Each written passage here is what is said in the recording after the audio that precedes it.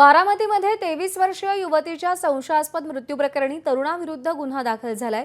मृत्यूपूर्वी काही तास आधी संबंधित युवतीने आपल्या आईला फोन करून अथर्व तिला गोळी खाण्यास देणार असल्याचं सांगितल्याचा दावा तिच्या आईने पोलिसात दिलेल्या फिर्यादीत केलाय।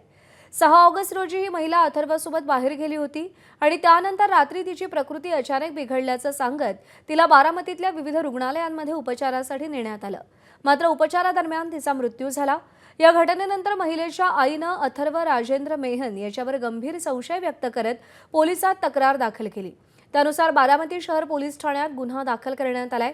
विशेष म्हणजे घटनेच्या काही दिवसांपूर्वी संबंधित महिला नेहमीपेक्षा शांत राहत असल्याचं तिच्या आईच्या लक्षात आलं होतं। तसंच अथर्वकडून तिला काही गोळ्या दिल्या जात असल्याची माहिती तिच्या मैत्रिणीने दिल्याचंही तक्रारीत नमूद करण्यात आलंय। मात्र महिलेच्या मृत्यूचं नेमकं कारण काय, तिला कोणतं औषध किंवा अन्य पदार्थ देण्यात आला होता का, या सगळ्या घटनांचा मृत्यूशी काही संबंध आहे का, याचा तपास आता पोलीस करत आहेत।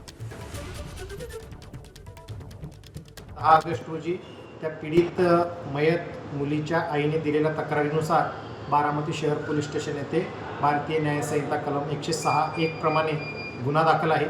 या प्रकरणामध्ये तिचा जो शवविच्छेदन अहवाल आहे तो अद्याप आम्हाला अप्राप्त आहे।